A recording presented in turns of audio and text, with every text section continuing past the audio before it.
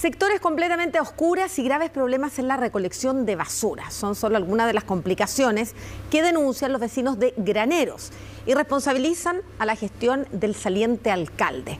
Serían más de 5.000 millones de pesos de déficit municipal los que acusa el nuevo edil. Mi pregunta es totalmente legítima. ¿Qué ha hecho el municipio con esta problemática? Pregúntale a Dios. Pregúntele a Dios. Así respondía el saliente alcalde de Graneros, Claudio Segovia, en el Consejo Municipal del 16 de octubre. La persona que lo emplaza en ese entonces era concejal y en la actualidad es quien lo reemplazará en el sillón alcaldicio. Y ahí yo hacía la consulta de por qué en el fondo en estos 10 años no se habían hecho proyectos de pavimentación participativa y también otros proyectos que se pueden hacer.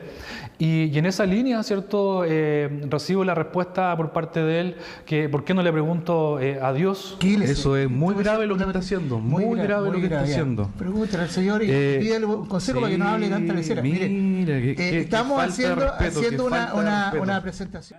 El 15 de octubre se presentó una querella ante la justicia por una posible malversación de fondos públicos, hechos que habrían ocurrido bajo los periodos en que Claudio Segovia estuvo a cargo del municipio de Graneros. Estos presupuestos han sido cambiados porque al alcalde se lo ha ido ocurriendo y en definitiva ha ido cambiando las partidas y los gastos sin la utilización pertinente. Los fondos están, pero han sido gastados en partidas distintas. Aquí la verdad que hay un tremendo desorden que claramente hoy día nos tiene muy complicados como administración. Yo insisto en esa pregunta, es ¿dónde están estos recursos que han sido malversados, que han sido dedicados a otras actividades, a otras acciones que no tienen nada que ver con lo que la necesidad, ¿cierto?, del municipio propio?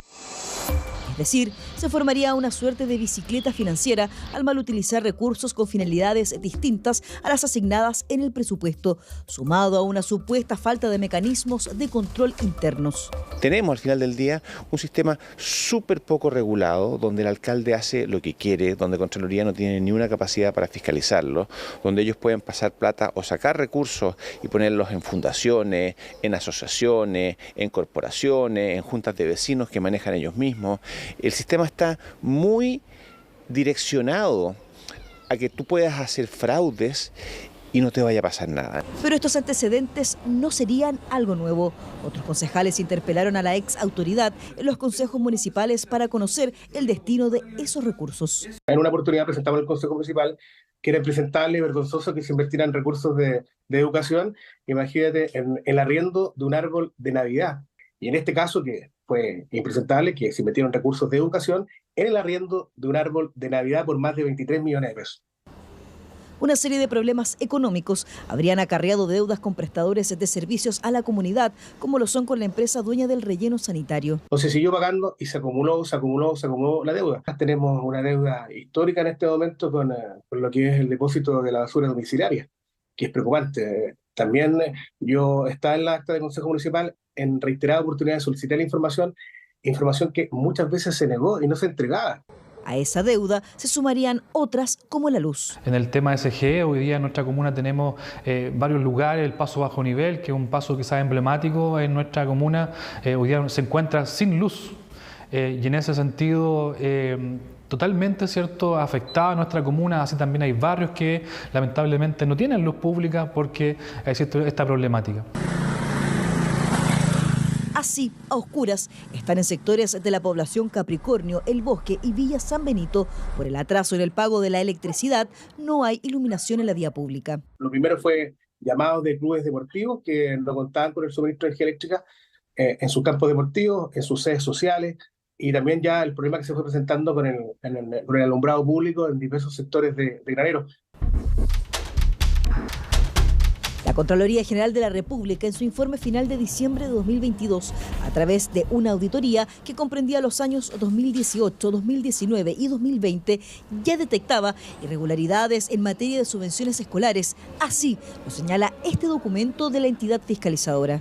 Determinar si las cuentas corrientes bancarias creadas para administrar recursos financieros de las subvenciones de educación presentan saldos disponibles de acuerdo con los ingresos y gastos reflejados en el proceso de rendición respectivo.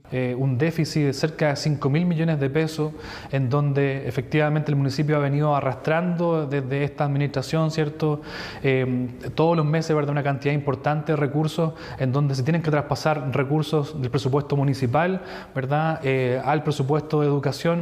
A pesar de las denuncias y de la querella en Fiscalía, el exalcalde Claudio Segovia desmiente las acusaciones y asegura desconocer la acción judicial en su contra. Esas modificaciones presupuestarias son propias de la gestión, porque hay recursos que quedan en una cuenta y que se traspasan a otra, y eso debe ser conocido por los concejales y además debe ser votado para que esas modificaciones presupuestarias se hagan. Hay unidades que están a cargo de cada uno de los servicios y son ellas las que tienen que responder. Pero dentro de las acusaciones a la gestión de Claudio Segovia, también apelan al hoyo financiero millonario con que se encontraría el municipio de Graneros. Solo el déficit en educación superaría los 5.000 millones de pesos por supuestos desvíos de fondos. A eso se suman deudas previsionales, el servicio de basura, energía eléctrica, entre otros, según lo denunciado por el nuevo alcalde. Fui yo el que propuse la posibilidad de poder buscar formas de pago para una deuda que había con la Yesca, también con la CGE, y que son propias de la gestión municipal. Los recursos no se pueden destinar a otras cosas que no sean las que están destinadas y que siempre toman conocimiento los concejales. El 14 de noviembre Segovia presentó su renuncia al municipio de forma anticipada. Tendría intenciones de ser diputado. El día 14 de noviembre era el día en que tenía que renunciar. Lo hice pensando en que hay una apuesta. Yo no tengo un partido, no tengo recursos, pero sí tenemos las ganas de poder representar a la comunidad, a la ciudadanía. Es importante mencionar que los hechos denunciados en Graneros están en etapa investigativa y hasta la fecha no existen formalizados, realidad muy distinta a la que se enfrentan otros municipios del país. Recordemos que el 6 de diciembre asumen en sus cargos los nuevos alcaldes, algunos de ellos reelectos, a pesar de estar en medio de procesos en su contra. El Ministerio Público hace procedimientos que duran 5 o 10 años, más que lo que demora a veces el periodo de un alcalde. Entonces, si tú exige solamente condena y condena final, la verdad que puedes hacer todo el periodo de alcalde, los 2 periodos que te permite la ley, sin tener ninguna consecuencia. La condena te va a llegar cuando estés ya en la casa, retirado, después de que hiciste todas las cosas que se te dio la gana hacer.